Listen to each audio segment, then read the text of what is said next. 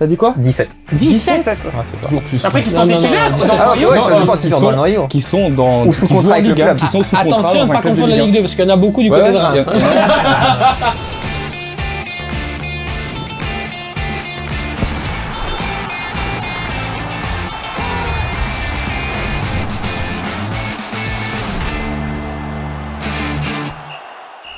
Parler ballon sérieusement sans se prendre au sérieux, c'est toujours mieux. C'est la deuxième saison du Football Time et c'est un vrai bonheur que de pouvoir vous retrouver. N'oubliez pas évidemment toujours de liker et de vous abonner. On est reparti avec nos chroniqueurs. Je ne dirai plus aussi piquant que délicieux. C'est terminé. C'est véritablement le mot que j'ai décidé de bannir durant cette saison. Mais par contre, on va quand même les saluer. Bonjour mon cher Xavier, comment ça va? Ça va pas mal et toi aujourd'hui? Content de repartir pour la saison? Clairement, ça a été long quand même l'attente pour recommencer. Ouais, bah 7 journées hein, les mecs. 7 journées. Salut Thomas.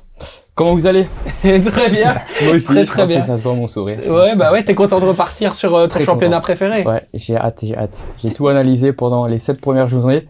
Je suis prêt à débattre. Tu sais qu'il y a une petite enquête qui dit, et j'en profite pour saluer Quentin dans la foulée. Ça va mon Quentin? Ça va en grande forme, hein. Très Ouais. content d'être de retour. Franchement, j'aurais déjà aimé être ici depuis la première journée, c'est top. Et donc je disais une petite enquête qui dit qu'en fait, parmi tous les championnats européens, Ligue des Champions comprise, les Belges préfèrent la Jupiler Pro League. C'est vraiment le championnat qu'ils suivent le plus et sur lequel il y a une attente particulière. Vous le sentez aussi, Ouais, vous? c'est un championnat typique où déjà un peu tout le monde peut battre tout le monde. On l'a encore vu ici ce week-end avec la Louvière qui arrive à battre le club de Bruges. Je pense qu'il y a vraiment tout le monde qui peut accrocher tout le monde. Donc quand t'es supporter aussi bien de la Louvière, de Zult, de Bruges, de Charleroi ou autre, tu peux espérer une victoire de ton club quasi chaque week-end, parce qu'il y a des surprises chaque week-end en Jupiler Pro League. Donc c'est ça aussi qui donne de l'excitation, je pense, pour tous les supporters et pas que par exemple club de Bruges ou l'Union. Mais on est déjà à la 7e journée, hein, Thomas, et il va falloir rattraper un peu le temps dans cette émission, c'est une évidence. Il va falloir discuter un petit peu de ce qui n'a pas été ou de ce qui a été déjà. Déjà un petit bilan, c'est ce que je vais te demander dans les prochaines secondes. C'est vrai, c'est qu'il y a déjà eu beaucoup de choses, beaucoup de sujets qu'on devra aborder. Et c'est très palpitant parce que, comme il disait, c'est un championnat qu'on adore. Et justement, le fait que ce soit moins médiatisé que les autres, comme la Première Ligue, comme la Liga, etc., c'est surtout ça qui m'attire moi, parce que franchement, les autres championnats, ça change pas, j'en ai rien à carrer. Peut-être Ouais, un ça, peu de il change Liga, pas, un petit Thomas, peu, parce qu'il y a un petit peu de Belge là-bas, mais sinon, à part ça... Ouais, mais il y a du belge partout hein, maintenant. Il y a Ouais. beaucoup de Belges à l'étranger. D'ailleurs, nouvelle séquence dans quelques instants. Les Belges à l'étranger, l'instant diable. Ce sera la nouvelle séquence de la saison. On en profitera pour justement parler de ces joueurs qui revêtissent le maillot noir, jaune, rouge et qui sont donc à l'étranger. Qui a fait le meilleur mercato, Xavier, pour le moment? Moi, je pense qu'il y a beaucoup de monde qui vont opter pour l'Union. Donc, pour moi, je vais pas prendre l'Union. Mais je pense, pour moi, c'est la Gantoise. Tout simplement, parce que honnêtement, quand tu vois les Skoras, Kanga, Van der Heyden, ils ont quand même fait un bon mercato. Plus vers la fin du mercato, il a fallu du temps. Mais je trouve, honnêtement, ils ont fait un très bon mercato quand tu compares aux autres équipes. Ils ont vraiment ramené de la plus-value, je pense, à leur effectif. Il y a déjà une première base de débat dans ce qu'il a dit, Ouais. Xavier. Moi, je pensais à Kanga, je me dis c'est peut-être un flop potentiel. Ouais, mais non, mais quand tu vois, il apporte beaucoup sur le terrain, comme point d'appui devant. Enfin, quand tu vois encore ce week-end, comme il a fait chier, on va dire, la défense de l'Antwerp, et devant, comme point d'appui, comme point de fixation, il est très important dans l'effectif de Il l'équipe marque actuellement. Il marque Mais il pas. marque pas, ouais. Et c'est ce qui a justement fait débat au Dynamo Zagreb, son ancien passage, où il voulait vraiment plus de lui. Hein. Sur les réseaux sociaux, on peut aller voir les commentaires des fans du Dynamo Zagreb. Ils en pouvaient vraiment plus de Kanga. Et ça aussi a été un gros débat parce que Kanga, on voit clairement que c'est Ivan Leko qui l'a voulu, même quand en interview d'après-match, après son premier match, il dit, quand on lui pose la question sur le mercato, il dit, mais j'aimerais bien qu'on recrute encore 10 Kanga. Ça montre à quel point il voulait absolument Kanga, mais c'est surtout, du coup, il y a un Van Zer qui est mis aux oubliettes sur le banc. Et moi, pour la Gantoise, ce que j'ai vraiment peur, c'est arriveront-ils à remplacer Watanabe? Parce que l'importance de Watanabe en défense, c'était quelque chose.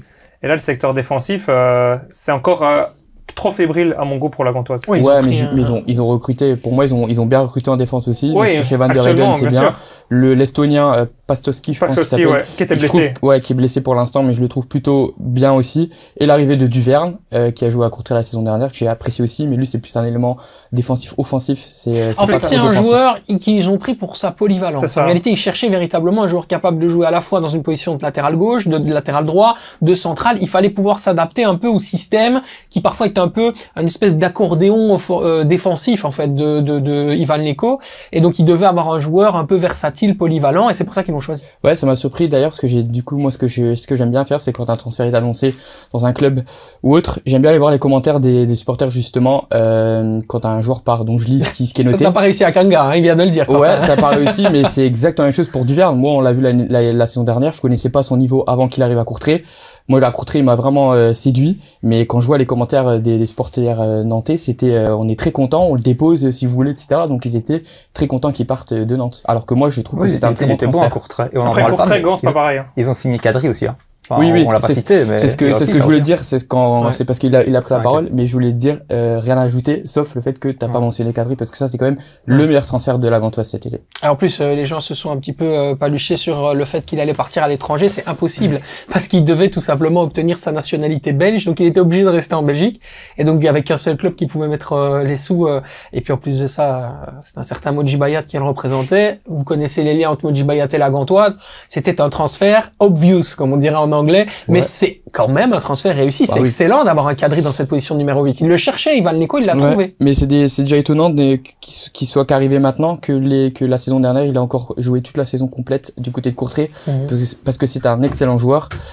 Pour moi, c'est même un joueur qui a quasiment le même niveau que Zorgan, mais malheureusement, à Courtrai, c'était compliqué de confirmer, parce que tu joues dans le bas de classement. Là, c'est différent, il va jouer dans le haut de classement, donc ça va vraiment jouer pour lui. Ah, c'est étonnant, ça, ce que tu viens de dire. Tu penses que Adem Zorgan a le même niveau? Ouais, je pense que ce sont deux joueurs qui ont un peu le même niveau et qui iront, je pense qu'ils vont avoir le même statut de carrière. Je veux dire, ils vont aller jusqu'au même niveau, quoi. Je pense que Kadri, donc Kadri ira en Ligue des Champions dans quelques années, si je comprends bien, parce que Zorgan va y arriver. Si mes souvenirs sont bons, il y a 2 ans, l'Union Saint-Gilloise voulait déjà recruter Kadri. C'était aussi le PSV qui le voulait à cette époque-là. Ouais. Donc, je pense que l'Union Saint-Gilloise connaît aussi le potentiel de Kadri. Certes, ils ont opté pour Zorgan, mais Kadri, c'est un très bon joueur. Thomas, je reste avec toi. On a entendu Xavier avec la Gantoise comme le club qui a fait le meilleur mercato. Selon toi, c'est aussi la Gantoise. J'allais citer ce club pour tout ce qu'on vient de dire. Quentin. J'ai réfléchi, pas facile, mais je dirais le KRC Genk, surtout pour avoir gardé ce cadre défensif, et surtout El Wadi, que je trouve qu'il n'a rien à faire à Genk et qui a vraiment un très bon potentiel. On sait très bien qu'il y a eu des rumeurs jusqu'à la fin du mercato. Même la direction de Genk pensait clairement, ils étaient étonnés qu'il reste. Ils ont Lawal. Lawal, je pense qu'il va encore devoir prendre un peu la température et tout, mais ils ont gardé Smets. Ils ont gardé du KMB qui a un profil offensif intéressant. On l'a vu avec la passe décisive ce week-end. El Wadi, je reviens. Ils ont gardé Einon Captain. Ils ont gardé Stuckers. Ils ont fait revenir Ito, qui va être à voir comment il va pouvoir jouer, parce qu'on sait que Stuckers joue à droite. Ito a toujours joué à droite également. Ils ont vendu Aroko Dare, et pour moi je trouve que c'est une bonne chose, parce que le jeu de Genk, et pour moi c'est la raison pour laquelle ils n'ont pas été champions l'année dernière, c'était un jeu stéréotypé. J'ai été à Standard Genk encore cette saison, quand Aroko Dare montait au jeu, c'était toujours que ça. Ça lançait des longs ballons sur Aroko Dare, long ballon sur Aroko Dare, long ballon sur Aroko Dare. C'était vraiment que ça, et donc là je pense le jeu de Genk pourrait changer. Ils ont gardé un Karetsas, donc je pense que c'est une équipe qui a gardé pas mal de potentiel. Je m'arrête sur ce que tu as dit concernant El Wadi. C'est intéressant parce que je peux apporter un complément d'information. Il faut savoir que son papa était gravement malade, il l'a dit lui-même, je ne révèle rien, il a été atteint d'une leucémie, ça va mieux maintenant, mais c'était très compliqué parce que El Wadi n'ayant pas d'agent, il faut pouvoir aussi aller chercher et trouver les clubs. Et il faut savoir qu'à un moment donné, le papa d'El Wadi travaillait avec une agence internationale, Niagara Sport pour ne pas la citer, et en fait, le deal était quasiment bouclé avec Wolfsburg, et le problème c'est que les intermédiaires à l'intérieur du dossier, en tout cas c'est ce qu'on m'en a confié, ont essayé de booster un petit peu le marché en allant comparer ce qui était proposé par Wolfsburg à Rennes. Et le problème, c'est qu'en essayant d'aller chercher les deux, Wolfsburg ayant entendu qu'on avait tenté une mise en enchère, s'est retiré, et Rennes, en fait, était en train de boucler déjà Frankowski, donc on s'est trompé au niveau de l'information, on a mal géré le dossier, et c'est pour ça aussi qu'El Wadi est resté. Donc ça, c'est la réalité des coulisses de ce qui s'est passé véritablement dans ce dossier. Et effectivement, El Wadi, dans quelle motivation, dans quelle mesure va-t-il encore performer à Genk? C'est une question auquel il faudra répondre cette saison. Qui était meilleur buteur du championnat, un back droit qui a joué avec dans son dos le meilleur buteur, mais la Bundesliga est un championnat parfait pour lui, qui est un latéral avec profil offensif.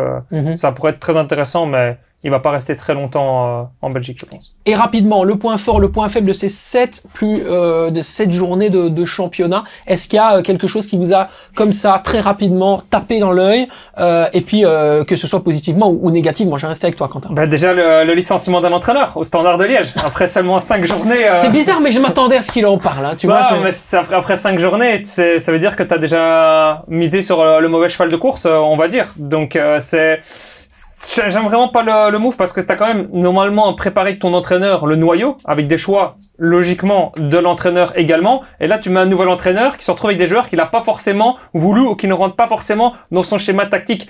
Donc c'est un peu mal commencé la saison, on va dire. Donc ouais, c'est assez chaud après 5 journées de déjà licencier l'entraîneur, mais après... C'est ce qui t'a le plus marqué dans ces 7 journées? J'étais au Standard Cercle de Bruges. Ouais. Oh my god. Oh my god, franchement, c'est le cas de le dire. Le nombre de supporters qui m'ont dit c'est le pire match de ma vie que j'ai jamais vu à Sclessin. C'était ah ouais, vraiment. C'était pas si si, ils étaient nulle part, ils étaient inexistants. Ouais. Mais sur le terrain, le Diop, il s'est amusé, mais comme s'il était en entraînement contre des U15 quoi. Et encore des U12 peut-être. Franchement, c'était hallucinant de voir la supériorité du Cercle de Bruges. On parle quand même d'une équipe qui était proche de descente et qui a joué contre le Patro pour se sauver en D1 quoi. Alors, c'était toujours pas bien contre Malines, on y reviendra, mais c'était quand même un peu mieux que contre le Cercle, déjà mieux, bien sûr. Dans le jeu. Thomas, ton moment marquant de ces 7 journées qui sont passées? Moi, c'est plus l'avant-saison. Je parlerai de la stratégie du recrutement des clubs en Belgique. Okay. Je parle notamment de Charleroi, de Saint-Tron, de la Louvière, d'Ender. C'est tous des clubs qui n'ont pas forcément recruté de manière intensive. Et je pense que le fait qu'ils savent que l'année prochaine il y aura quasiment pas de descendants, enfin cette saison, ils ont pas forcément poussé dans le recrutement, je trouve. Et je trouve ça assez particulier de miser là-dessus, mais pas forcément con non plus. Je trouve ça intelligent. Justement, tu sais que tu vas pas forcément descendre, donc je trouve que c'est une stratégie intelligente. Et on l'a vu aussi, ça a permis des records assez fous dans notre championnat en termes de transferts sortant niveau finance. 382 millions d'euros exactement. Oui, voilà, donc ça c'est un Le club de Bruges aurait pu augmenter s'ils avaient été gentils dans les discussions. C'est un record. Si Bart Verhaeghe avait accepté de continuer à vendre parce que c'est lui qui a mis le haut là, on en reparlera sur Ordonez. Ouais, mais la stratégie de jouer avec quasiment le même noyau que la saison précédente, je la trouve intelligente parce que ça permet aux joueurs de se développer.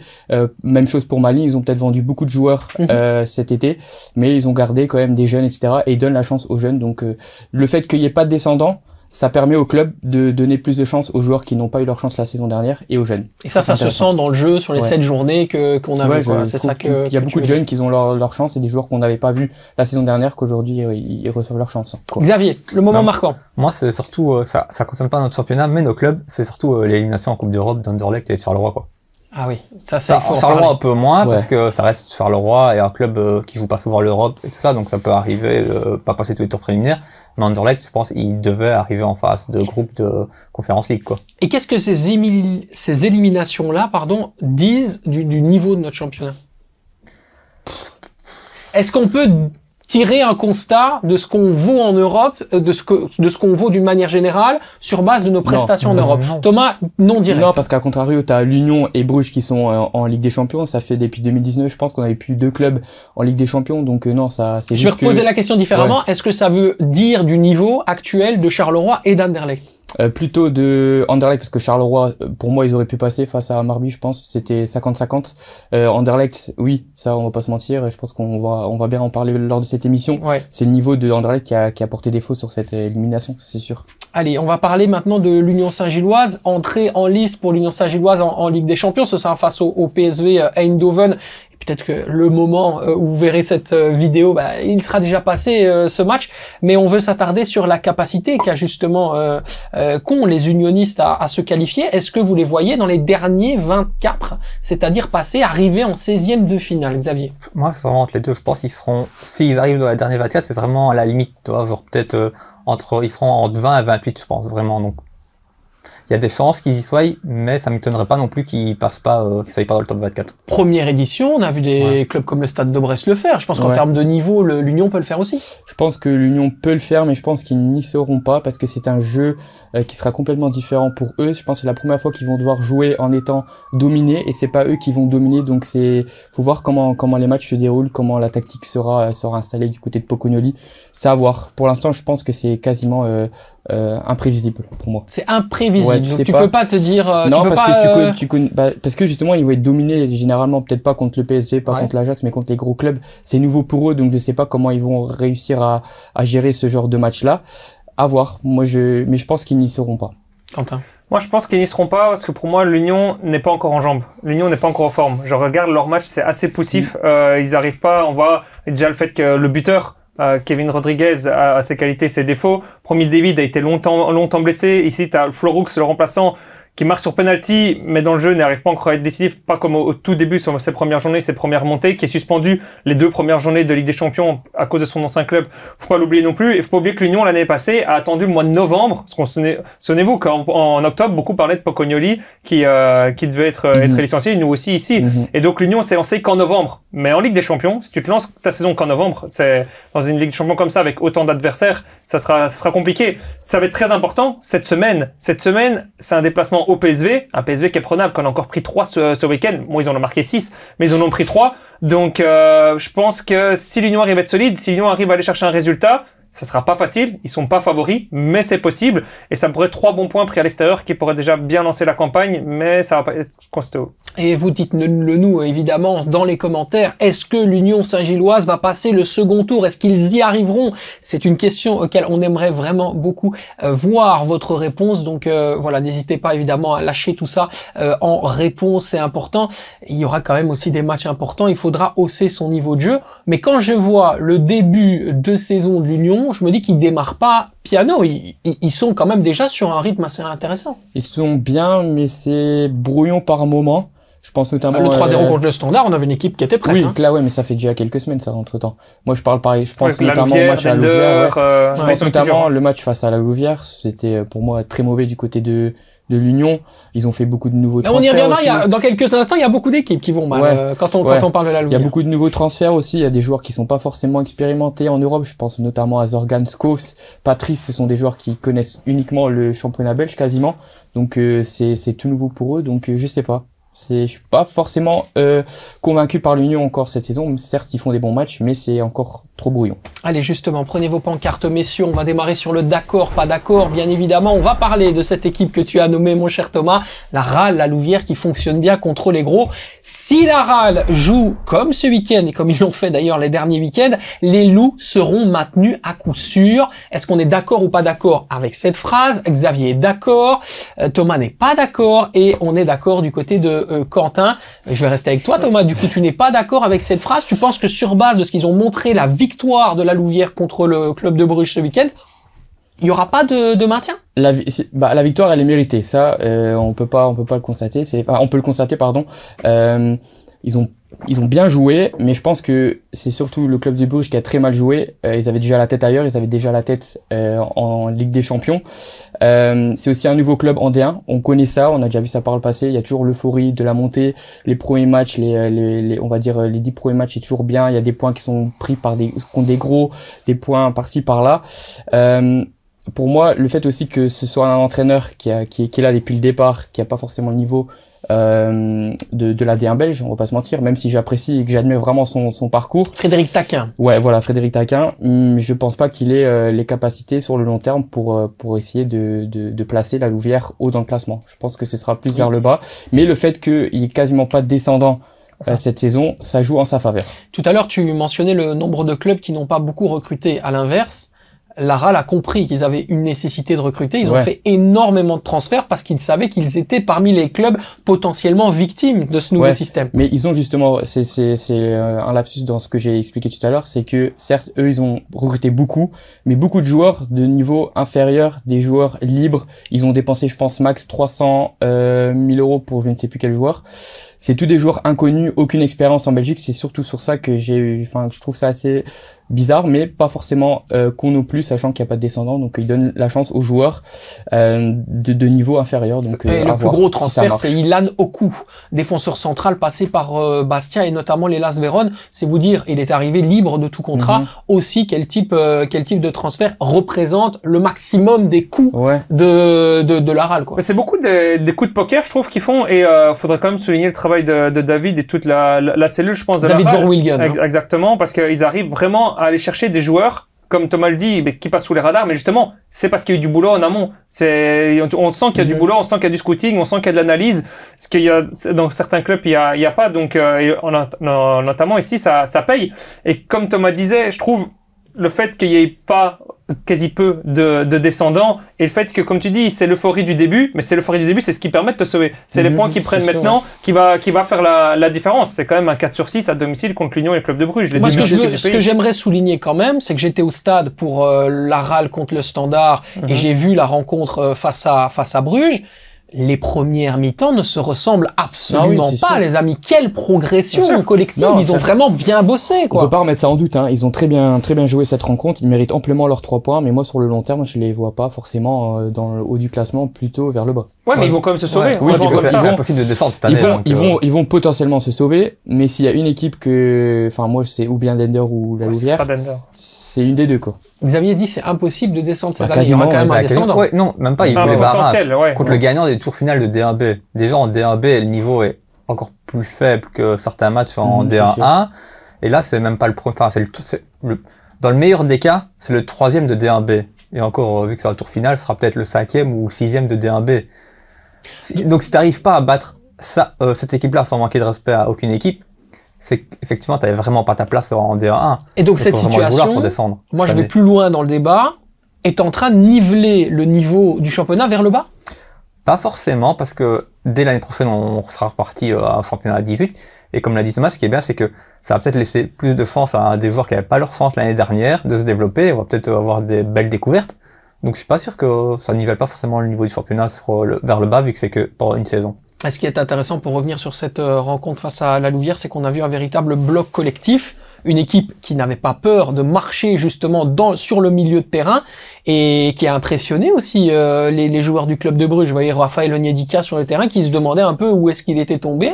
C'est peut-être aussi ce genre de rencontres qui peuvent donner envie à la Louvière de viser plus haut que juste le maintien. Viser plus haut, ça va être compliqué. Leur objectif, faut rester les pieds sur terre, restera le maintien, mais c'est clairement ce que les équipes qui ont moins de niveau doivent faire. Ils doivent compenser avec la grinta, ils doivent compenser avec l'effort physique, ils doivent mouiller le maillot 2 fois plus, ils doivent faire plus de mètres, ils doivent faire plus de kilomètres que quand tu joues contre un Tsolis. Mais tu sais que Tsolis, il est plus fort techniquement, il est plus fort footballistiquement, mais toi, tu dois montrer la différence. Ça reste 11 joueurs contre 11 joueurs, donc tout est possible, donc tout est dans le mindset, tout est dans leur tête, et ils l'ont montré. Ils ont montré, le coach a sûrement eu les bonnes paroles dans le vestiaire, leur a dit, c'est 11 contre 11, ils sont potentiellement peut-être plus forts que vous, mais montrez sur le terrain qui vous êtes à domicile, mettez le pied sur le ballon et imposez-vous, et c'est ce qu'ils ont fait, et donc c'est comme ça qu'ils peuvent prendre des points, et à domicile sur le synthétique aussi, faut pas l'oublier, ça va handicaper pas mal de... Semi-synthétique. Semi-synthétique, mais on a vu Pocognoli avant le match, qu'il a dit on s'est entraîné sur synthétique avant pour préparer cette rencontre, et au final ils ont quand même pas réussi à marquer là-bas, donc après on avait vu, on était au stade ensemble, la Louvière Standard, on avait vu que des joueurs techniques comme on a vu Abid pour le coup en première mi-temps, ça peut faire une différence, ça peut accélérer le jeu, et là quand il va faire mauvais et qu'il va pleuvoir, c'est là que ça va encore être différent. Autre parenthèse, mais on n'a plus jamais revu le Abid de exactement, c'est ça que j'ai dit la première mi-temps. C'est pour ça que j'ai bien souligné la première mi-temps de Abid, parce qu'après il y a des circonstances aussi qui font que la Louvière a eu la chance de son côté, parce que on va quand même notifier que le Club de Bruges n'a pas joué avec son équipe type. Certes, ok, sur papier, ça reste des grands joueurs qui ont une valeur marchande nettement plus élevée que les joueurs titulaires de la Louvière, mais on joue avec un Diacon qui a jamais été titulaire, je pense, jusqu'à maintenant, avec Odor au milieu de terrain. Certes, ok, à la mi-temps, tu changes, etc. T'as aussi, le fait que tu changes de gardien, du côté de Bruges. Pour moi, c'est incompréhensible qu'on fasse ça, et on le voit parce que les 2 derniers matchs, aussi bien à Gand qu'à la Louvière, Yakers fait une flush. Donc moi, je pense que cette stratégie de changer de gardien une fois tous les 2 matchs, ou je ne sais pas exactement c'est quoi le plan, je trouve que ça porte ça porte à confusion, et c'est pas bon pour le groupe du Club de Bruges, je pense. Oui, on sent qu'à Bruges, on veut tout de suite opérer la transition avec Mignolet en lui faisant comprendre qu'il n'est plus le titulaire, mais aujourd'hui, Mignolet a quand même une assurance assez importante contre les risques de but. Bien sûr, je suis tout à fait d'accord avec Thomas, je trouve ça... je pense que c'est plus une histoire de pognon et de valeur marchande pour aussi bien Yakers ou autres, et pour le faire préparer la saison prochaine. Faut oublier que Yakers, il prépare pas non plus un jeune qui a 18-19 ans. Yakers, il a déjà 26-27 ans. Donc je suis d'accord avec Thomas, c'est pas vraiment un bon choix. C'est aussi mettre un doute sur les qualités de Simon Mignolet à enchaîner les matchs. Alors qu'excusez-moi, mais on l'a vu encore contre le Salzbourg, contre les Rangers, que Mignolet, il y a rien à faire, c'est le taulier. Et pour moi, c'est clairement le meilleur gardien du championnat belge. Et donc, je pense que là, ils ont déjà perdu des plumes à la Gantoise, à la dernière seconde. Ici, ils ont encore perdu des plumes contre la Louvière, un promu. Je pense que c'est déjà des points qui mettent une distance par rapport au haut du classement. Et à un moment, le coach va devoir un peu prendre ses décisions et dire ben voilà, moi comment le championnat c'est aussi important. Mignolet doit quand même rester le titulaire parce qu'il l'a annoncé ici que ça allait être Mignolet parce qu'il joue un match retard contre Westerlo en milieu de semaine et donc il a encore dit c'est Mignolet qui joue en milieu de semaine. Donc c'est à dire que ce week-end contre Saint-Tron ce sera encore Yakers et puis ce sera Mignolet contre Westerlo en milieu de semaine puis potentiellement encore Yakers. C'est vraiment pas une bonne idée.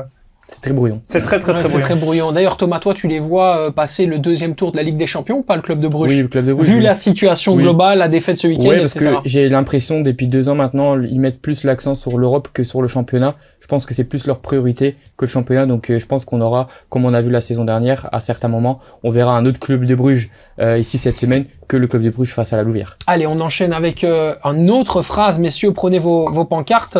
Je dirais même vos bouts de bois maintenant. Ça s'appelle plus une pancarte. C'est quasiment, on est sur l'autoroute là ici, de ce que je vois. Alors, avec l'effectif qu'il a en sa possession, Vincent Evrard doit placer le Royal Standard Club liégeois en Play-off 1. Est-ce que on est d'accord ou pas d'accord avec cette phrase? Il n'est pas d'accord Xavier, on est d'accord du côté de Thomas et on n'est pas d'accord du côté de Quentin. Bah voilà, cette fois-ci je vais la donner à Xavier. Pourquoi est-ce que tu n'es pas d'accord? Déjà, je pense qu'en Play-off 1, il y a 2 places disputables pour 5 ou 6 équipes, donc déjà quoi qu'il arrive c'est compliqué. Et à côté de ça, je trouve qu'il y a quand même, ils ont fait plus ou moins un bon mercato, enfin des profils intéressants, mais il y a des gros manquements aussi. Et je les vois pas forcément, s'ils arrivent à être top 6, enfin dans les playoffs 1, c'est vraiment 6ème quoi. Mais sinon, il est où le manquement? Je pense déjà côté latéral gauche, t'as toujours pas recruté, t'avais déjà rien l'année dernière. Tu recrutes pas, t'as toujours rien. On a raté le transfert, c'était le dernier jour. Très bon joueur d'ailleurs, Eric Junior Boca, un joueur que toi t'apprécies beaucoup, Thomas. Et voilà, maintenant on se retrouve avec Calu pendant 6 mois et Bolingoli. Visiblement, Marc Wilmot voudrait retenter le coup Eric Boca en janvier. En tout cas, c'est sa priorité.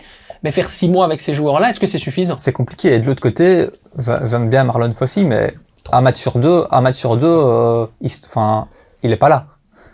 Donc c'est aussi compliqué. En gros, tu joues avec une défense à 2. Thomas, toi, tu penses que c'est possible les playoffs 1? Ah oui, carrément, parce que justement, ta question, tu peux me répéter la question? Avec l'effectif qu'il a, Vincent Evrard doit placer le Standard en playoff 1. Donc, avec l'effectif qu'il a, donc si tu compares les effectifs des autres clubs du championnat, pour moi, quand je regarde sur papier, je trouve que le Standard a un meilleur effectif que l'Antwerp, meilleur effectif que Malines, meilleur effectif que Charleroi. Westerlo, je dirais peut-être c'est du 50-50, mais du coup il reste 2 places parce que pour moi l'Antwerp ne sera pas en playoff 1. Et pas d'accord à côté de toi. Là, je vais lui poser une question. Ce sera ou bien Westerlo ou Standard en playoff 1, et surtout avec ce noyau-là, je trouve que pour moi le noyau est meilleur cette saison que la saison dernière. Et si on te pose la question, est-ce qu'avec la qualité du jeu proposé là, ils sont en playoff 1? Mais laissez le temps un peu à Evrard, il vient d'arriver. Non, mais même avec le football proposé et tout. Le football proposé sous Rednich, non. Le football proposé dans le futur par Evrard, oui. Ok, à voir. On va attendre aussi les rencontres importantes, dont celle du samedi 27 septembre contre le Club de Bruges. Ce sera important, hein. Ce sera certainement une rencontre qui pourrait servir de déclic. Et c'est un match qui pourrait gagner, clairement, parce que c'est le genre de match que le Standard adore. C'est à domicile, c'est un match où le Club de Bruges jouera ici en milieu de semaine contre Monaco, jouera contre Saint-Tron, jouera en milieu de semaine contre Westerlo, puis jouera le Standard, puis ira à l'Atalanta juste après. Donc il rencontre le Club de Bruges dans un timing parfait au niveau des match-up. Donc c'est un match qu'ils peuvent gagner, mais le problème c'est après ils vont perdre des points contre Dender, ils vont perdre des points contre Malines, ils vont perdre contre le Cercle. Quand la Louvière viendra, est-ce qu'ils vont gagner? C'est pas sûr. Quand Zult viendra, est-ce qu'ils vont gagner? C'est pas sûr. Et c'est toujours été le problème du Standard depuis des années et des années et des années. Oui. À vérifier aussi, parce que c'est une grande satisfaction. On a parlé du secteur défensif qui était plutôt négatif. La présence ou l'absence de Josué Omaou, parce que c'est lui qui est vraiment, je dirais, l'élément qui est le plus rassurant en défense centrale pour le moment. Le fait qu'il ait une commotion cérébrale, Il a dit si, il a rassuré. Il a dit qu'il était déjà beaucoup plus, il était déjà rétabli. Oui, mais est-ce que t'es suffisamment rétabli que pour être là dans 20 jours? C'est ça que je veux dire. Est-ce que tu seras là le 27 septembre? Je pense perso qu'il sera là, mais moi, ce qui m'inquiète beaucoup, c'est le secteur offensif. Parce que, ok, ils ont des bons joueurs, ils ont des bons noms et tout, mais les créations d'occasions, c'est pauvre, hein. C'est très pauvre, hein. Les supporters au stade, les gens devant leur télé, ils vibrent très peu sur des occasions créées, des occasions franches, des combinaisons proposées par le Standard de Liège, hein. Le nombre de tirs cadrés, avant, on disait que c'était le football de l'écho, que c'était un football défensif. Excuse-moi, mais ici, je vois pas le Standard être inquiétant offensivement. Il y a eu une barre de Ayensa à la 94e minute de jeu. C'est un but sur penalty.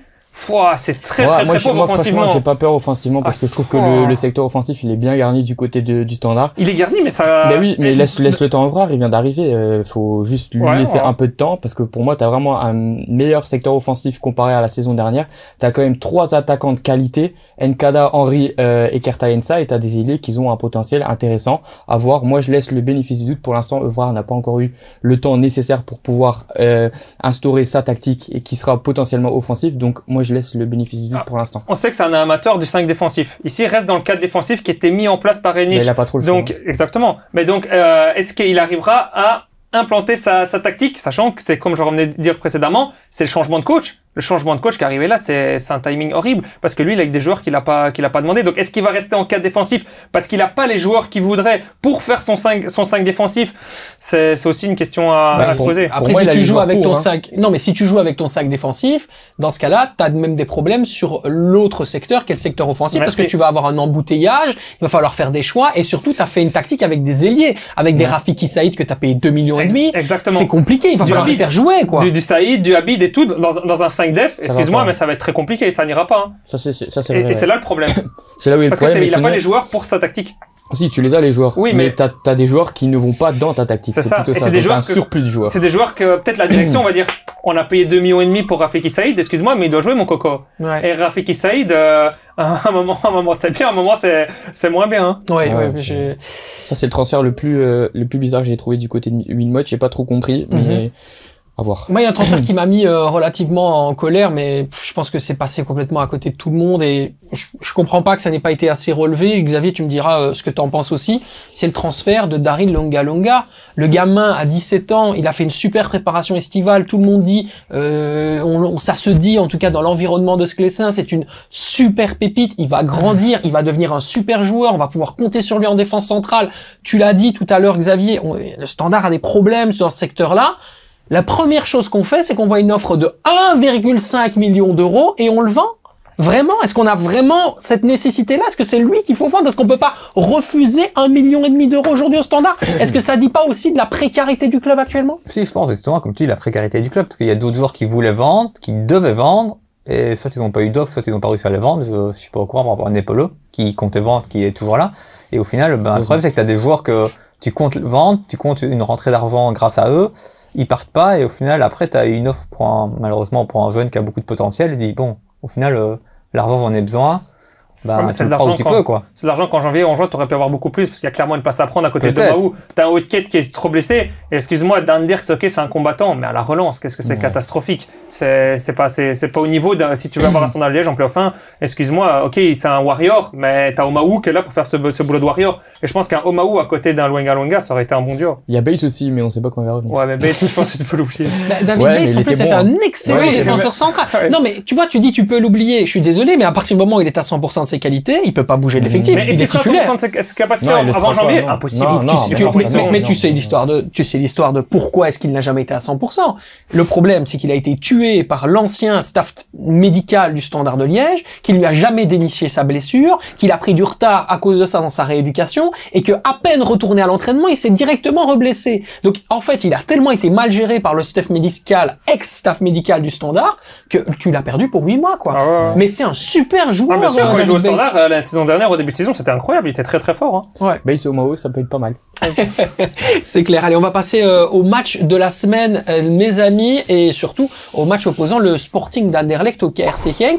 Un match nul, un but partout. Le Sporting d'Anderlecht qui était à 10 contre 11 et qui a mené au score avant de se faire rattraper par les Limbourgeois. Alors la question, elle est simple. Est-ce qu'il faut se réjouir de la performance des Mauves, Xavier? Au final, ils ont fait un bon match en étant à 10 contre 11 quasiment tout le match. Tu joues contre Genk, tu mènes au score, avec un peu plus de réussite, tu aurais même pu prendre les 3 points. Donc au final, je trouve que c'est une bonne rencontre du RSC Anderlecht ce week-end.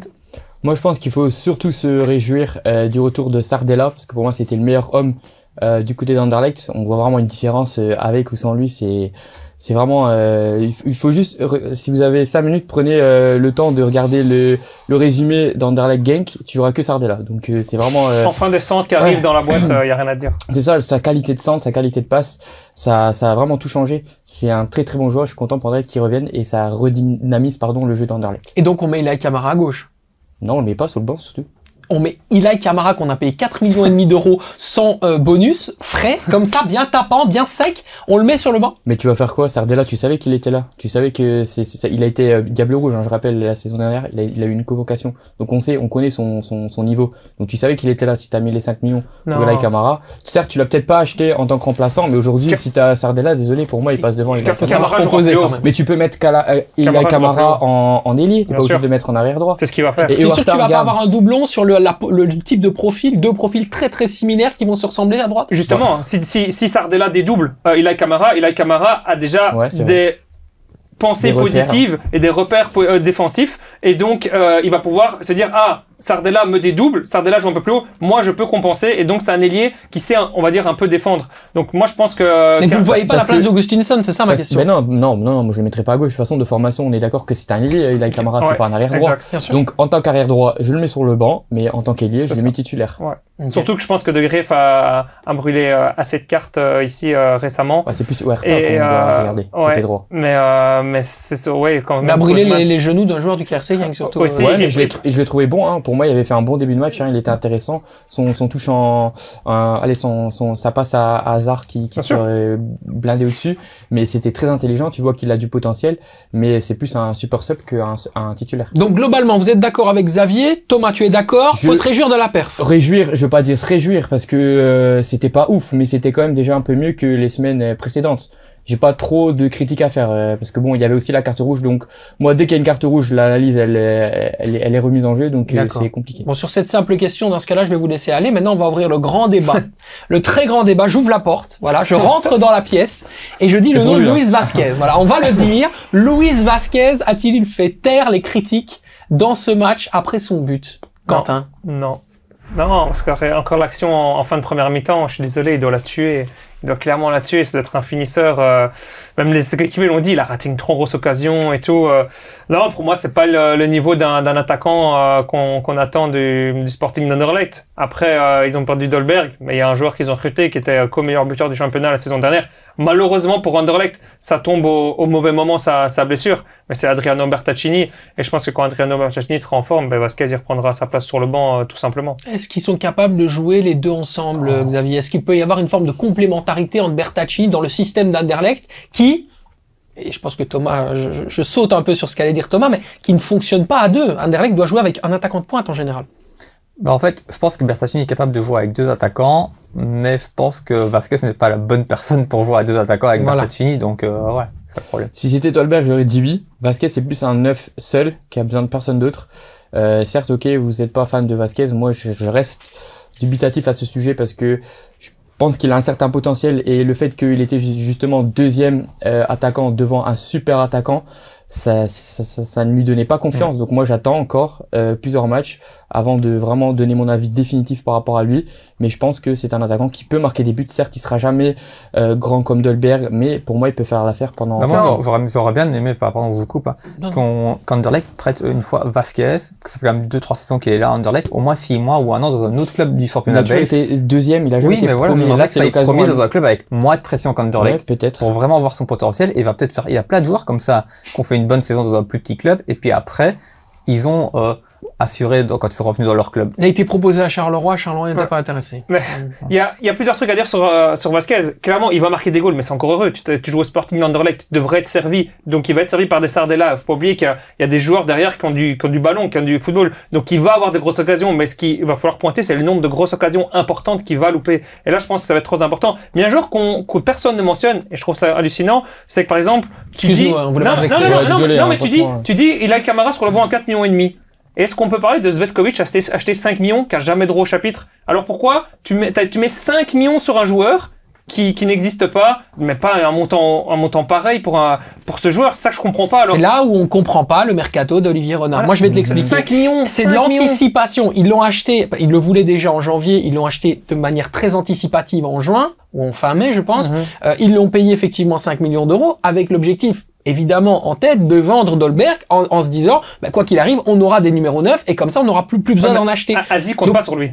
Asie compte pas sur lui, mais tu l'as dit, il est très très jeune. C'est un international, il a du talent. Je pense qu'il a besoin de temps d'adaptation, mais il va à un moment donné faire la différence. Ouais, mais l'anticipation, ils l'ont fait aussi avec Ilyes Dao. Et du coup, c'est quoi la conclusion par rapport à lui? Parce que t'as aussi fait t'as aussi anticipé en le recrutant. Mais du coup, tu fais quoi avec Dao? Et toujours un direct, oui, Dao, il est pas parti. Mais du coup, il passe encore en dessous, il redescend. Donc, t'anticipes avec Dao, et ensuite, tu réanticipes avec Zvetovic. Donc, ça fait c'est un mercato à fort risque. C'est le style Renard de l'anticipation en prenant des risques, effectivement. C'est pas très sécurisant. C'est complètement l'inverse de ce que fait Marc Wilmots dans sa stratégie de recrutement. Mais voilà. T'as Goto aussi qui a été anticipé il y a 2 ans. Certes, c'était pas Renard. Vasquez avait été anticipé aussi à 5 millions. Vasquez, c'était aussi 5 millions quand il est arrivé. Donc, t'as quand même beaucoup d'attaquants au final pour une seule place. Keisuke Goto qui avait déjà eu pas mal de rendement en équipe première, messieurs. Et qui était décisif ici à Saint-Tron en montant en jeu. Qui est très bon à Saint-Tron. Ouais. Donc on fait toute la saison avec Vasquez ou pas? C'est ça, Bertaccini. Ouais. Ça sera largement partagé. Et puis il faut pas oublier, il faut voir comment Asie va gérer le Castroikens. Qui sera encore là. Mais est-ce que Vasquez, excusez-moi d'insister là-dessus, mais vraiment j'aimerais savoir, est-ce que selon vous, c'est vraiment le bouc émissaire des fans ou c'est lui le principal problème du jeu? C'est lui le problème. C'est lui, il y a pas débat. Il veut partir. Donc dès l'instant où tu décides dans ta tête je veux partir, t'as plus la tête dans le club où t'es actuellement, donc tu peux plus avoir le même rendement que t'as eu par le passé. Ça c'est clair et net. C'est une question de confiance et enfin il se sent plus à l'aise quoi, tu vois. C'est assez dingue la façon dont la communauté anderlechtoise se divise sur ce sujet. C'est pour ça que je pose la question. On a des anti et on a des pro Vasquez. Il y a vraiment 2 clans qui s'opposent et qui ne sont absolument pas d'accord. Comment c'est possible d'avoir au sein d'un même club une telle division sur un seul et même profil? T'avais ça exactement avec Stulic aussi à l'époque, hein. Charleroi. Oui, mais à une moindre mesure. Le Sporting d'Anderlecht, c'est une grosse communauté, donc ça se voit plus, ça que je veux dire. Je suis d'accord, mais c'est juste que je pense qu'il y a certaines personnes, ils voient le potentiel de Vasquez comme moi, et d'autres voient uniquement ses occasions ratées. Ils jugent que sur ça parce qu'Anderlecht il faut marquer Après, et encore marquer. Quand tu t'appelles Anderlecht, excuse-moi, mais tu peux pas te dire je juge sur le potentiel qu'il va avoir. Son potentiel il va éclore dans quoi? 1 an, 5 ans, 10 ans. Il y a des joueurs. Alors des joueurs qui ont du potentiel mais qui n'ont jamais éclos, il y en a des centaines de milliers. Là, Anderlecht, tu dois avoir un joueur. Non, qui est directement de l'impact. Tu peux pas te permettre en Anderlecht d'encore faire une saison blanche, encore une saison moyenne. Mais non, ça par contre, tu dois avoir un joueur. Ça ils l'ont fait. Ils ont été acheter un joueur qui devait avoir de l'impact direct. Et je parle de Bertaccini. Ouais, malheureusement. Vasquez, il 5 est millions là. d'euros, hein. Il a été acheté en anticipé donc par le passé. Dolberg ils l'ont vendu donc normalement Bertaccini passe premier. Certes maintenant il est blessé donc c'est Vasquez qui se passe premier. Donc aujourd'hui on le critique mais c'est l'attaquant enfin c'est le seul qui est disponible à ce jour. Donc c'est normal qu'il doit jouer. Il faut lui donner sa chance. On a tous beaucoup d'amour, Xavier le premier, dans cette émission pour Adriano Bertaccini. On l'a accueilli, évidemment. Il a été notre joueur de l'année. Donc, évidemment, on est très heureux de le voir se développer dans le championnat. C'est exactement ce qu'on lui souhaitait et c'est arrivé. Donc, c'est super. On n'a pas fait son transfert, hein, évidemment. On vous le rassure. C'est pas nous qui avons été les agents de Bertaccini dans ce dossier. Mais la vérité, c'est est-ce qu'il convient au style d'Anderlecht? Est-ce que c'est vraiment le style qu'Anderlecht dont Anderlecht a besoin pour être performant? Non, mais ça on le savait tous, on lui en avait parlé pour moi. Donc on joue contre nature à Anderlecht pour un joueur qui va marquer des buts. Ouais, donc on accepte d'être contre la philosophie pour des buts. On en avait parlé en off, je sais plus si on en avait parlé pendant l'émission, mais moi le seul club où je le voyais vraiment, c'était à l'Union Saint-Gilloise, parce que le système lui conviendrait. Mais à Anderlecht non, parce qu'il va être seul. Donc le seul truc que je voyais, c'était justement de jouer avec Dolberg à 2 dans un système avec 2 attaquants, mais aujourd'hui ce n'est plus possible parce que Dolberg n'est plus là. Et Vasquez, Bertaccini à 2, ça n'ira pas du tout. Et globalement, oui, vas-y, je t'écoute. Et pourquoi pas tenter un Torgen Hazard encore plus proche d'un Adriano Bertaccini, parce que Hazard le revendique, il veut jouer dans l'axe. Il veut pas jouer sur le côté. Oui, mais il veut jouer dans l'axe. Et donc, je pense que si tu arrives qui a quand même du toucher du ballon, et donc qui est en combinaison, pourrait être un peu intéressant, parce que comme Thomas le disait, Adriano Bertaccini préfère jouer 2 devant. Je pense que tu mets Bertaccini en pur buteur, et tu mets un autre qui tourne autour, mais ça peut être un Verskaren, un Stroikens, un Hazard, je veux dire, il y a un joueur comme ça qui tourne autour de lui, je pense que c'est ce qu'Anderlecht devrait faire. Après, si je me trompe pas, Bertacchini au RFC Liège, il jouait seul en pointe. Donc il connaît comme système, il peut le faire. Donc à voir. On Après, va le niveau de la nationale. on va le laisser faire la tranquille. Challenger Pro League, c'est pas le Sporting d'Anderlecht. Non, c'était Challenger Pro League. Mais bon, bref, on verra. On va voir quand il reviendra. On va lui donner sa chance en tant que pur vrai numéro 9 et on verra. Mais aujourd'hui, c'est Vasquez et on fera avec Vasquez. Et Vasquez marquera des buts. C'est bien. Et on en reparlera dans quelques semaines. Non, mais c'est bien parce que je vois dans ce sujet qu'il y a énormément d'autres choses à aborder, notamment le coaching de Asie, etc. On n'a pas tout le temps aujourd'hui qu'on veut pour pouvoir le faire, mais c'est bien. Gardez-en justement pour les prochaines semaines et vous allez être évidemment très très attentifs à toutes nos analyses autour du Sporting d'Anderlecht parce que ça ne fait que commencer. Mon cher Xavier, tu voulais parler d'une séquence particulière. Elle est arrivée à la fin du match et elle concerne l'attaquant suédois du KRC Genk, Youssef Erabi, fraîchement arrivé en provenance d'Hammarby. Oui, voilà, moi je voulais poser la question à Thomas et à Quentin justement. Donc on voit qu'il lève le pied très haut, que l'arbitre lui met la rouge, il va voir la VAR, il met la jaune parce que je pense que ça méritait jaune vu qu'au final il effleure que l'épaule de Lucas Hay, le défenseur d'Anderlecht. Comme je dis, il effleure seulement l'épaule de Lucas Hay et il se tient à la tête comme s'il avait été défiguré. Pour un attaquant qui se laisse tomber dans le rectangle pour simulation, on met une jaune. Pour vous, pour les joueurs d'un autre poste comme en l'occurrence il y a un défenseur qui exagère et qui essaye d'aller chercher la rouge alors qu'au final il est loin, est-ce que pour vous, on ne devrait pas pouvoir mettre une jaune pour simulation aussi à mais Lucas clairement, c'est un des problèmes actuels dans notre football. Dès que tu te fais toucher, tu tombes par terre, tu te roules par terre comme si on t'avait tapé et que t'allais mourir. Parce que ça, on n'en parle jamais. Toi, les jaunes pour non, mais je suis complètement d'accord avec toi. toi. Pour moi, c'est jaune aussi. Mais bon, malheureusement, on pense pas dans le sens inverse. Et ça devrait, moi, si j'étais arbitre, je penserais comme ça et je lui donnerais une jaune à elle parce que c'est inadmissible d'avoir des réactions comme ça. Et ça pousse les autres joueurs à continuer et à faire pareil. Donc, c'est un cercle vicieux, ça ne s'arrêtera pas. Ils vont rester et cette mentalité va rester malheureusement. Carton jaune pour simulation pour Lucas Hay pour Thomas. Ouais, c'est un vice, hein, je suis d'accord avec Thomas. Ça peut fausser tout un résultat, ça peut fausser plein de choses, ça peut avoir tellement de conséquences, même pour un titre de champion, ça, il faut aller très loin. Hein. Ça peut avoir énormément de conséquences, tout ça. Donc, ouais, je pense qu'une jaune pour suspension, pour simulation serait mieux. Allez, c'est l'instant diable maintenant, notre nouvelle séquence concernant les Belges qui jouent à l'étranger. Ça fait plaisir, ça fait longtemps qu'on voulait le faire. Cette fois-ci, on va s'intéresser à un joueur qui n'a pas vraiment réussi depuis qu'il a quitté le championnat de Belgique. Et oui, un échec du côté de l'Atlético Madrid, un échec du côté du RB Leipzig. Y aura-t-il une réussite du côté de l'Olympique de Marseille? C'est la question qu'on vous pose, évidemment, auquel vous pouvez répondre dans les commentaires, mais qu'on va vous poser aussi à vous, messieurs. Arthur Vermeeren peut-il réussir à l'OM, auteur d'une passe décisive, on le rappelle, ce week-end, face à Lorient? Xavier. Je pense qu'il y aura de la concurrence, mais je pense que c'est possible dans le sens où, au début, son premier transfert entre l'Inter et l'Atlético Madrid, la marche était trop haute. Il est redescendu d'un cran, c'était pas non plus le cas ici, il est redescendu encore d'un cran, donc je pense que maintenant, vu où il est, il a pris un peu plus d'expérience aussi en s'entraînant avec des grandes stars ou autres, qui joue à cran plus bas, je pense qu'il y a moyen qu'il fasse tout doucement son truc, ça n'est pas directement titulaire, mais peut-être à partir de janvier ou autre, vraiment prendre sa place à Marseille. J'ai un problème avec ce que tu dis. Ouais, moi aussi j'ai un problème. Je t'écoute. Il dit qu'il est redescendu d'un cran, mais pour moi Leipzig, Marseille, c'est quasiment le même niveau. Hein. Tu joues en Ligue des Champions hein, et Leipzig ne joue pas en Ligue des Champions. Mais d'habitude Marseille le joue pas.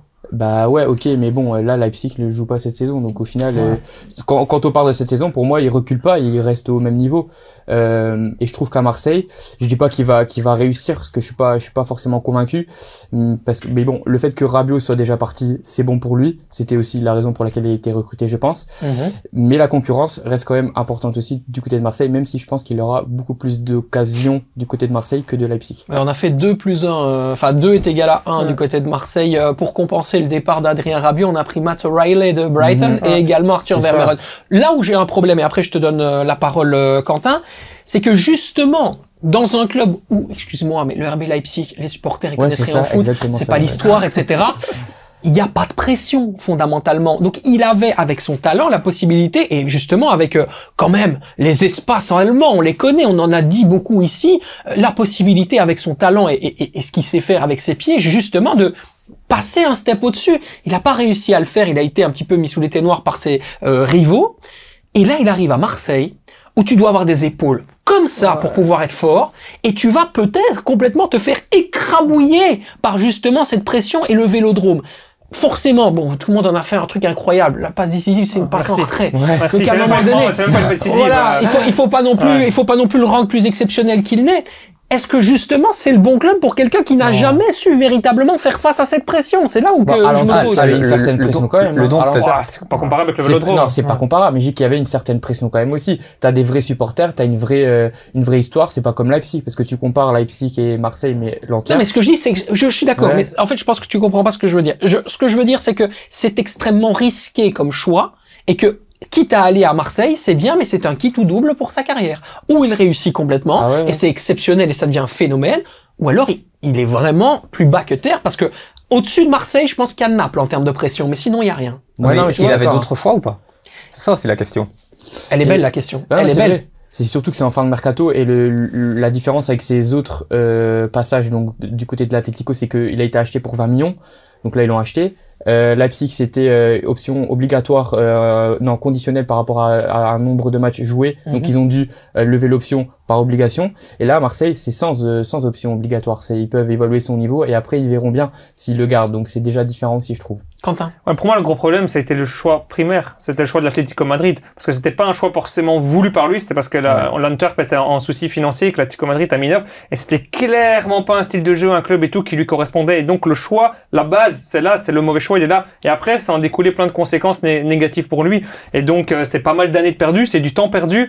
Et donc, est-ce que ça va être une carrière perdue? On peut pas le dire parce que il est encore beaucoup trop jeune et c'est encore trop tôt. Mais le choix, il est là. Le mauvais choix, il était l'Atlético Madrid. C'était clairement pas un coach et une dynamique, un ensemble. Et je suis totalement d'accord avec toi que c'est un joueur, on dirait, un peu, pas fébrile, mais un peu timide, un peu réservé et tout. Et excuse-moi, mais quand tu joues au Vélodrome, on a notamment vu ici l'interview de Valentin Rongier qui est parti de Marseille, qui a dit, même là, la pression mise, lui, il est dur avec ça. Il a dit, quand on gagne, c'est super bien, mais il faut savoir aussi encaisser la réaction des supporters après une défaite. Et là, Valentin Rongier l'a dit, c'est très, très, très, très dur. Et lui, qui a l'air déjà assez timide, assez réservé, je pense que si il reçoit de la pression par les supporters, tout simplement parce qu'il sort de l'entraînement, que les supporters qui toquent à sa voiture et tout, lui qui est déjà réservé, je pense ça va pas être bon pour lui. Et ma crainte, c'est que les supporters se disent, ah tiens, Arthur Vermeeren arrive, il est le remplaçant direct d'Adrien Rabiot. Et c'est 100% ça, mais c'est clairement pas ça parce que il sera pas titulaire. Bah ouais. Donc, il y a du Angel Gomez, il y a du Kondogbia qui passe devant lui, il y a Hochberg qui est titulaire indiscutable, il est 4e choix dans 2 après, il y a pas vraiment 10 à Marseille. Je sais pas si tu es d'accord avec moi, mais tu pourrais... c'est O'Reilly qui va devoir jouer en 10, après il peut encore mettre du Guiri, il y a du Aubameyang, il y a du Greenwood qui peut repasser dans l'axe, il y a des choix possibles pour le coach. Mais... Après, messieurs, il y a la jurisprudence Murillo. On avait tous eu un avis relativement négatif quand il a quitté Anderlecht, parce que forcément on se disait, mais comment un joueur qui n'arrive pas à s'installer dans le 11 d'Anderlecht va être exceptionnel dans l'équipe de Marseille, et il l'a été considéré par Pablo Longoria le meilleur transfert qu'il a jamais fait depuis qu'il est arrivé à l'OM. Donc quand même. Parce que c'est un joueur qui correspond à un club comme ça. C'est un Hondurien, c'est une autre mentalité, c'est un autre caractère, c'est une autre envie, c'est un autre mindset. Voilà pourquoi. Panaméen, je pense. Panaméen, Hondurien, Panaméen, mais effectivement dans la région là-bas. Oui, tout à fait. Mais c'est vrai que on peut y croire et que c'est un argument qui peut plaider en la faveur de Vermeeren. Toujours est-il que je pense qu'il ne sera pas titulaire dans un match important. Je ne le vois pas titulaire face au Real Madrid, à Santiago Bernabéu, face à Marseille, les amis. Ça, c'est pas quelque chose que je ressens. Non, je pense pas. Il est beaucoup trop tôt et il faut lui laisser un peu de temps, le bénéfice du doute, et on verra bien. Thomas, je te laisse la parole. C'est parti pour ton happening. Ah, tu voulais encore dire quelque chose? Dire un truc, parce que en 2 secondes, il faut quand même souligner la performance d'un Belge qui est parti à l'étranger, qui n'a jamais été appelé en sélection, mais qui pour moi devrait l'être, c'est Nathan Ngoy. Le début de saison qu'il fait avec Lille. Je crois que t'allais dire Mika Götze. Je pensais qu'il allait parler de Mika Götze. Nathan Ngoy, faut en parler parce que pour moi, clairement, il doit être sélectionné par Rudy Garcia. Les matchs qui sort avec Lille, waouh. Oui, mais tout le monde est fan. De toute façon, tout le monde sait qu'il va être sélectionné à un moment donné. En octobre, on l'attend l'appel. C'est logique, c'est le club de Rudy Garcia. Mais là, il est temps parce que la performance qu'il fait en dehors du club de Rudy Garcia, faut souligner les performances qu'il fait en Ligue 1 à son costaud. Il faut activer parce que je pense que le Congo va vouloir aussi le prendre, donc c'est maintenant ou jamais. Bref, je passe à mon petit jeu. Oui. Donc on parlait de l'happening de Thomas, mesdames, messieurs. On parlait de Vermeeren en Ligue 1. Aujourd'hui, vous savez combien de Belges il y a en Ligue 1? Je vous laisse 10-15 secondes pour compter, trouver exactement le bon nombre de Belges en Ligue 1 cette saison. 10. Toi tu dis 10? Tu dis combien? Tu peux un peu réfléchir. Hein. peux un peu réfléchir, je peux compter sur tes doigts. Je suis à 7, on va dire 17. Allez. T'as dit quoi? 17. 17. Ouais, je sais pas. Toujours plus. Après, qui sont titulaires, ils sont dans le noyau. Qui sont dans, ou sous contrat avec le club. Qui sont sous contrat. Attention, ne pas confondre la Ligue 2, parce qu'il y en a beaucoup du côté de Reims. Quasiment 11 de base. Voilà, on l'a dit, Carole Garra s'entraîneur en plus. C'est en Ligue 1, donc le nombre de joueurs sous contrat en Ligue 1 dans un club de Ligue 1. C'est plus ou moins que 10. Moi, je reste sur 10. De quoi? C'est plus ou moins que 10. Bah, toi, tu dis 10. Dis un chiffre. Toi, tu dis 17, tu restes sur 17? Ça, ouais. Je pense qu'il y a des gens qui sont sous contrat, qui jouent pas forcément, qui sont juste dans le noyau. Ouais, genre 30e joueur, comme ça, tu vois. Je pense que Thomas a travaillé, donc il te dit ça, c'est qu'il s'est un peu en dessous. Dans ce style-là, il y a que un joueur qui est sous contrat et qui joue pas. Mais tu vas pas... je dis 9. Tu dis 9? Ouais. Et ben c'est 12. Oh, donc il y a 12 Belges. Et il y a 2 ans, donc la saison 2023-2024, il y en avait 3. Ouais. La saison d'après 6 et là 12. Donc on fait que doubler l'année en année. Donc normalement on en aura 24 l'année prochaine. Donc tu seras proche de ton chiffre. Et ben tu dois savoir que dans le c'est le CIES qui a fait cette étude-là. Dans le flux migratoire des joueurs, il y a de plus en plus de joueurs qui partent du championnat français pour aller en Belgique et inversement proportionnellement aussi. Donc voilà. Et vous voulez que je les cite? Comme ça on est tous d'accord? Allez, yallah. Allez go. Thomas Meunier, Nathan Ngoy, Penders, Morera. Il y a Van Hout, en effet. Il y a Thibaut De Smet au Paris SC. Il y a Arnaud Baudard en deuxième gardien du côt de Lille aussi. Fofana, en effet. Il y a un joueur du côté de Metz, donc c'est de lui dont je parlais. C'est Yanis Lawson qui était prêté à Serein la saison dernière, mais il est toujours sous contrat avec Metz, qui joue désormais en Ligue 1. Pardo, tu prends en compte? Non, Pardo, tu le prends pas en compte. C'est un espagnol, on en parle plus. Mais c'est parce que... De quoi? C'est terminé. Ouais, lui il compte plus. Attends, j'ai dit Thomas Meunier. Tu vas voir qu'à la Coupe du Monde 2026, je fais une petite digression, comme ça je te laisse réfléchir. Tu vas voir qu'à la Coupe du Monde 2026, quand il va pas être sélectionné par la Roja, à mon avis, Rudy Garcia, il va en profiter, il va vouloir revenir. J'ai parlé de Morera aussi déjà? Ouais, tu l'as dit. Vermeeren, du coup, il faut le compter aussi. Et il m'en manque un. Stanis Idumbo, qui joue à Monaco. Absolument. Donc, ça fait 12 joueurs en Ligue 1. Et Lwenga. Il y a Lwenga et il y a aussi David Wema qui a été transféré en provenance du KRC Genk à Monaco. Ils sont considérés l'équipe première ou pas? Ils seront dans l'équipe première, mais ils ne joueront à mon avis pas grand chose comme minutes. Ils feront ce qu'on appelle des bancs. Voilà. Donc voilà, le championnat, les Belges deviennent importants aussi en Ligue 1 parce que c'est pas des petits joueurs. Faut pas oublier, c'est des bons joueurs qui sont internationaux. Allez, on passe au Football Time Award. C'est le premier Football Time Award de la saison. Attention, réfléchissez déjà bien à qui vous allez complètement choisir. Moi, je démarre avec Marcos Pena. Pourquoi? Je l'ai bien prononcé, Marcos Peno, voilà exactement. C'est le gardien de la RAL, la Louvière, évidemment auteur d'une super prestation face au club de Bruges, on l'a dit, un joueur qui méritait tout simplement d'être mis dans ce classement parce qu'il a été fortement mis à contribution et qui a été très très important aussi pour son collectif. Donc bravo à Marcos Peno qui prend des points très très importants. L'Argentin d'ailleurs. Xavier, c'est à toi. Moi j'ai pris Scoras du côté de la Gantoise. C'est un joueur que j'aimais déjà bien au club de Bruges, qui a fait des playoffs monstrueuses, pas la saison passée, la saison avant, la saison dernière, je sais pas, il a disparu des radars complètement à Bruges, je te demande s'il est encore dans le noyau. Et ici il a été transféré à Gand, il est arrivé juste avant la trêve, donc il a pas fait vraiment la préparation ni rien. Il a eu directement un réel impact sur le match. Enfin, franchement, moi je l'ai trouvé trop fort sur ce match-là. Franchement, il a fait la misère à toute la défense de l'Antwerp. Limite, il y avait presque que lui sur le terrain niveau Gand. Ils étaient à 10 contre 11. Et franchement, vu sa prestation et vu d'où il vient, honnêtement, je pense, et c'est lui qui va chercher le but pour Gand en plus. Transféré pour un peu moins de 3 millions d'euros par justement le cas Gent. C'est un super transfert. On aurait pu le donner dans le meilleur transfert de l'année en Jupiler Pro League. Je suis sûr qu'il est même meilleur que Diacon au club des Bruges aujourd'hui, honnêtement. Je pense que, mais bon. C'est un amateur des matchs du Stade de Reims qui le dit. Oui, donc voilà. Donc tout est dit. Donc tu peux passer à ton fameux joueur de la semaine. Voilà. Il nous a laissé la surprise. Voilà. Ça y est, maintenant on pose plus la question. Thomas, on n'en parle plus. La surprise, qui a-t-il décidé de nommer? Alors j'ai pris un joueur de Zultuaregem, un joueur francophone, on voit ça assez rarement dans des clubs flamands, à souligner quand même. Un Atois, c'est Yannick Capel, l'arrière gauche, qui a vraiment été très très bon. Ça permet aussi à Zultuaregem de prendre les 3 points, donc c'est très important pour ce club parce que c'est aussi un club qui va potentiellement jouer son sauvetage. Et c'est un joueur qui joue vraiment très bien depuis le début de saison, mais son match face à Louvain était quand même très impressionnant. Et je trouve ça aussi très intéressant parce que c'est un jeune joueur qui était pas forcément titulaire la saison dernière, et cette saison il est titulaire depuis le début de saison. Donc je trouve que c'est un joueur à retenir pour l'avenir aussi. Équipe très difficile à manier, Zultuaregem depuis le début de saison. C'est pas pas les plus faciles à convaincre dans le jeu, mon cher Quentin. Ton joueur de la semaine? Alors, c'est un Anderlechtois. Thomas en a parlé précédemment. C'est Kylian Sardella. Ah, bah oui, il est toujours nommé, je trouve que il avait clairement manqué à cette équipe. Et Dolberg, il aimait bien des ballons comme il a mis à Vasquez. Le centre, il est vraiment magnifique et ça va faire énormément de bien à Anderlecht, son apport, et c'est un goal très très important qui permet de prendre un point. Allez, à vous maintenant de choisir. Bien évidemment, on se retrouve comme d'habitude sur les réseaux, sur X, sur Instagram. Vous devrez choisir entre d'une part Scoras, de l'autre Capel, Sardella et donc Penaud, qui sera le joueur de la semaine. Mais on va vous donner une petite tâche, un petit devoir supplémentaire.